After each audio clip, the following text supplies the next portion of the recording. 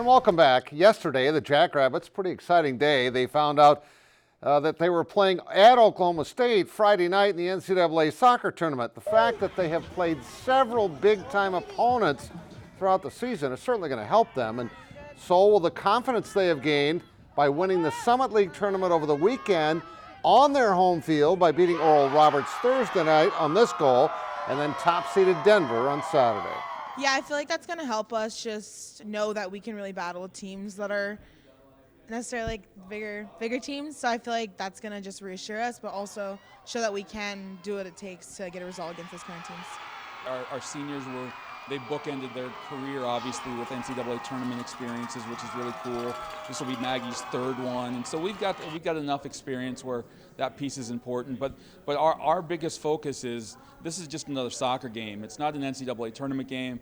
When we played in the Summit League tournament this past week, it's still a game. And you win that game to go to the NCAA tournament in a shootout. I tell you, that's even more exciting, as you can tell by their reaction here. The Jacks are hoping for more dog piles starting Friday night in Stillwater, just like the one they had Saturday in Brookings. Well, how about this? This is really great news.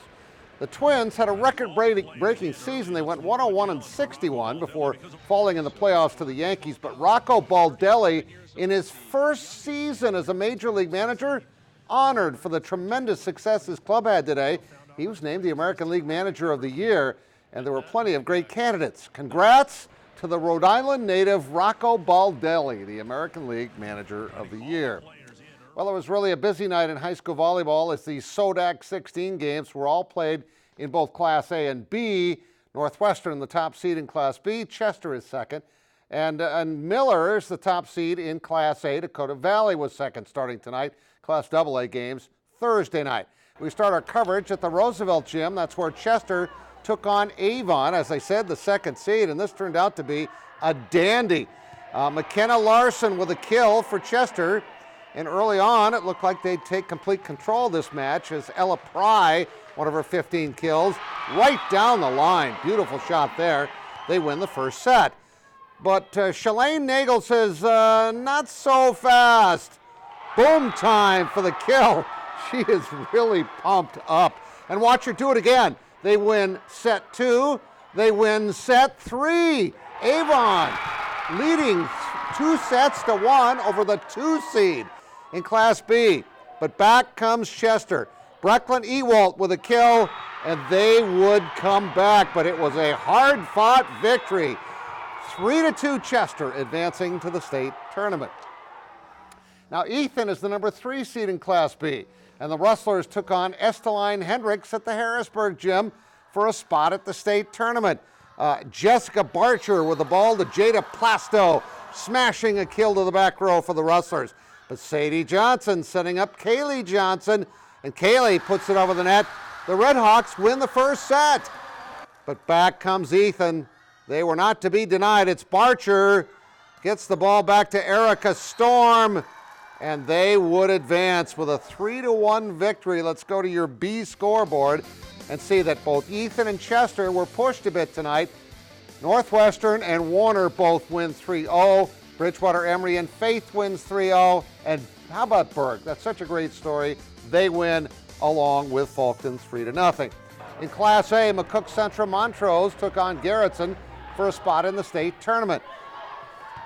There's Abigail Van Ruler for the kill for the Cougars. She's a force in the middle. Now Garrettson, it's going to be Jalen Benson with a back set for the point. That was a beauty. And then later on, Garrettson's Lily Oranshaw with a kill, and Garrettson playing tough tonight. But McCook Central Montrose just a little too strong. Libero, Cassie Knutson with the ace.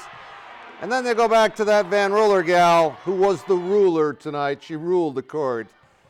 Wow, get out of the way. Yikes. Let's go to your scoreboard.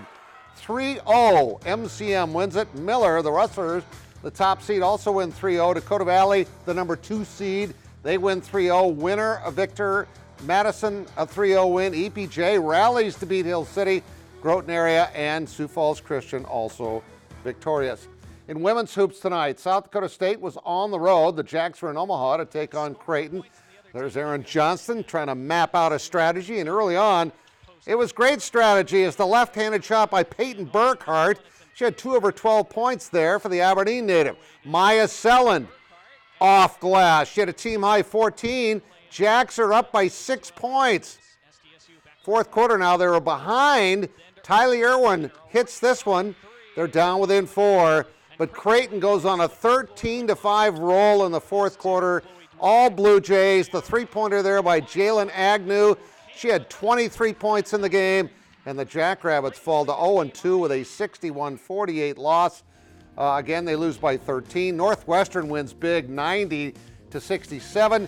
And Dakota State, 108-37. Volga with 19 points to lead the way. Kepsel, a nice double-double there, or almost a double-double. Men's hoops, Dakota State also wins big there. McGreal with 27. State is trailing in the second half. They're playing at Southern California, down by only 4 points. That's good. And Northwestern outscores Mount Marty 99-84.